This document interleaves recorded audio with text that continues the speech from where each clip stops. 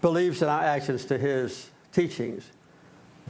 I have a book at home that I looked at last night, as a matter of fact. It's called The 100. Have any of you ever been familiar with that book? It's really an interesting book, and a new version's come out recently. I had mine for maybe 15, 20 years. What it does is list the 100 most influential people who ever lived.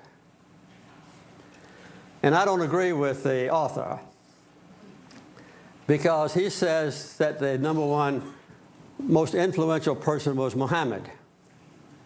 And he goes on to explain about one page each why he believes that Muhammad is the most important, because he not only proposed a new religion, but he was a warrior, and he imposed his religion on many people. And of course, we know that the Islamic faith has now spread quite a long ways.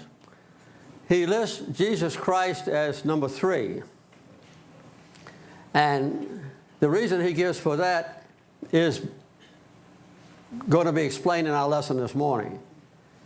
Does anyone know why he lists Jesus as number 3? Because there are a lot more Christians than there are Muslims in the world. Anybody want to make a guess?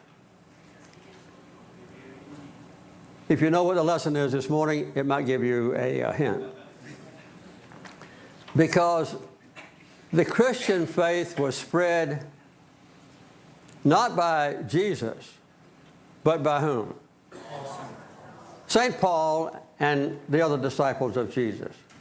So he lists St. Paul as the number 6 most important person who ever lived, influential. So I would guess if you add Paul plus Jesus, then that's what I do in my mind. But I've argued with the author, verbally. I never have talked to him directly, but I think that shows the importance of a ministry of Paul, or as he was known in our lesson this morning, what?